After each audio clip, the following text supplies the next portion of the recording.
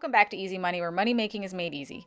Today we're going to talk about how to set and stick to your financial goals. It's the start of yet another new year. Are you tired of setting the same financial goals over and over and not attaining them? In this video, we're going to discuss a few tools that you can use to ensure that you get your goal this time around. Firstly, I want to start with you're not alone. You're not the only one feeling like your goals aren't accomplished from year to year. Author James Clear has compiled scientifically backed tools in order to make sure that your habits stick. His book is called Atomic Habits. While this isn't a financial book per se, I personally will be using the concepts outlined in this book as a basis for my financial plan for this year. Firstly, I want to talk about the distinction he makes between motion and action. Because our brains want to conserve energy, we're going to want to go for the easy tasks first. For example, a motion would be writing down a plan or a strategy for how to pay off debt. That in itself is motion. You've started to work towards the goal. A lot of times planning will sort of pacify your need or your urge to get towards a goal. You'll feel like, hey, I did the bare minimum. I at least planned, so I'm closer towards my goal. But in reality, you didn't put any action towards the goal. It usually stops at the planning. An action would be using your bonus to pay off high interest debt. That would be the action. Just know that if you stop at the planning phase, you haven't completed the mission. You haven't necessarily failed the mission, but you haven't completed it yet. So make sure you follow through with the stuff that we talk about here in this video today and ensure that it's not just motion, but that you're going to take action. One thing James mentions in his book is the 1% rule. He basically says that you don't have to get it all done tomorrow. You don't have to be perfect tomorrow. You don't have to accomplish all your goals by tomorrow.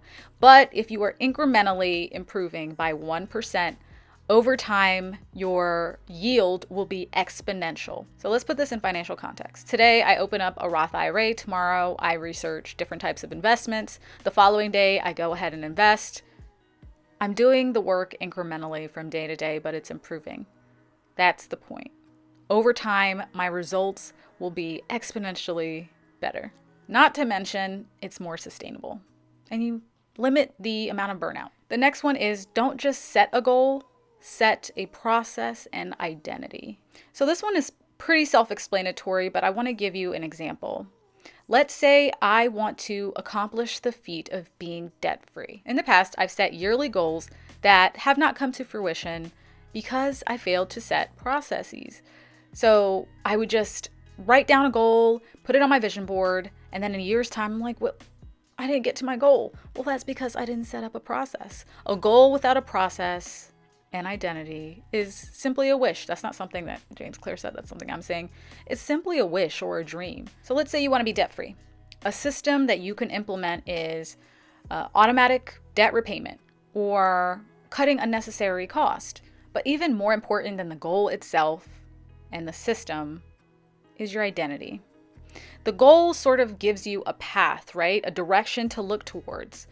The system tells you, okay, you're going to take these steps to get to that goal.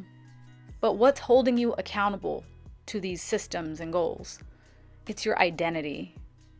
When you're starting out, you want to look at what a debt-free person is like. You sort of want to embody it, right? Be the debt-free person before you're the debt-free person. So that way, when you're out contemplating whether or not you should make a purchase that's going to put you further into debt, you'll think to yourself, what would a debt-free person do? Would they make this purchase? Would they buy a new Tesla and go into debt, further into debt? The answer would likely be no. Next up, setting good behaviors and getting rid of bad ones. James Clear suggests that there are 4 laws to truly changing your behavior. So the first law is that you want to make it obvious. You want to make the good habit super obvious. So if you want to save every month, let's say you want to save $250, make sure that you set a reminder on your payday on your phone for it to pop up in your face. You want it to remind you. Next, you want to make it attractive. So let's say you want to save, but the reason you want to save is to get a house. You should probably make a vision board of some sort and have that house that you're imagining right in front of you to keep you motivated, to keep you drawn towards that attractive goal. Next, make it easy. Let's say you're talking about debt repayment. The debt snowball we found is not necessarily the best way to pay off debt, but it could make it easy for you. With a debt snowball, you pay your smallest debt to your biggest debt.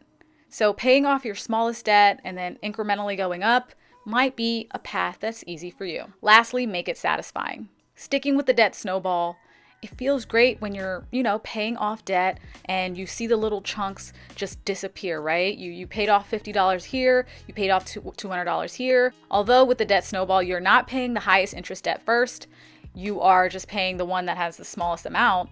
It's satisfying you as you're paying it, which hopefully will encourage you to continue that good habit. Now, on the flip side, to get rid of a bad habit, you want to flip these. So instead of making that bad habit obvious, you want to make it invisible or hard to see. Instead of making it attractive, you somehow want to make it unattractive. Instead of making it easy, make it hard or add friction, as James Clear says. Put a couple steps between you and that bad habit so you really have to go out of your way to get it. So lastly, make it dissatisfying. Remove that fun element that you like about that bad habit or whatever craving you're getting to continue that bad habit. Make it not desirable somehow. All right, so play it by ear. But that is it for today. Shout out to James Clear. Atomic Habits was a solid book. If you got value out of this video, make sure to like, comment, and subscribe. And I'll see you guys next time here on Easy Money.